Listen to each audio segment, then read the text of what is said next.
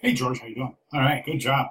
Thank you for this very detailed written description and describing your thought process, your concept development, and your rationale. That's great. Thank you. It really helps me determine where you're at in the learning process. So thank you for including that. Let's go ahead and jump over to the banner ad where I have it somewhere around here.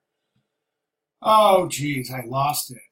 Here it is right here. Okay, so let's go ahead and take a look. I'm going to bring this down, reduce the size, and fit this into the window.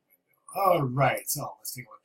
So the first thing I'm seeing is that the masked image from assignment 2-1 has not been included in this banner yet, and that's a requirement. So I definitely suggest for your final submission you work that masked image somewhere into this banner. Another, if you take a look at the project rubric, you'll see that it's required to animate the call to action.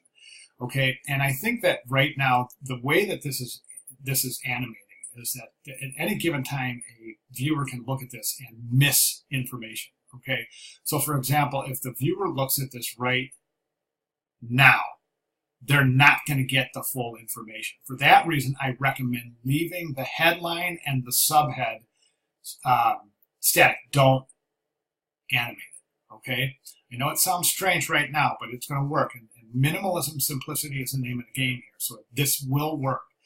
What I would do is this. So you have left aligned the headline. The headline is really big. I think you can bring that down a couple of point sizes. So headline right here, okay? Then the subhead left aligned with the headline, okay? Those don't animate. They stay right there. Take the logo, move it to the lower right-hand side, okay? Then somewhere in here, if you have the headline, the subhead, so maybe some here, maybe aligned with the A, the word the A right there, bring that down right there, indent it a little bit, and then animate in your 5-day, 6-night extravaganza, your call to action. 5-day, 6-night extravaganza isn't really a call to action unless you say something like, purchase by October 31st and receive a 5-night, 5-night, buy one, get one free, whatever the situation is. So make sure that's a tangible call to action. Okay, so in summary, and you know what, another reason I want to do this, a lot of this, is because right now your type is taking up a good portion. This is a gorgeous background image. Let the image do a lot of the heavy lifting for you here. So allowing the image, they say an image is worth 1,000 words. Let the image do a lot of the speaking. So, okay, so we have, in summary, as I said, fit the masked image in, logo to the lower right-hand corner, headline, subhead, does not animate, stays static, reduce the type, the point size of both the headline and the subhead, then fade in the call to action.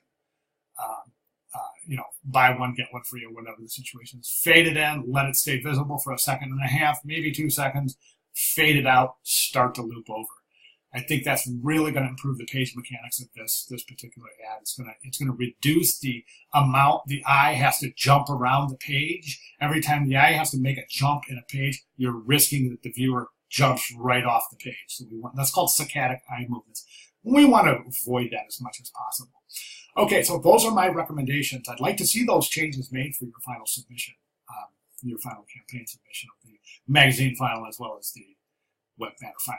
Okay, the changes here might require or might spark some ideas and changes that you might necessarily need to make in the magazine ad in order to maintain a consistent, cohesive visual connection between the magazine ad and the web ad. Okay, so keep that in mind. All right, any questions at all, please feel free to let me know. Good job. Thank you.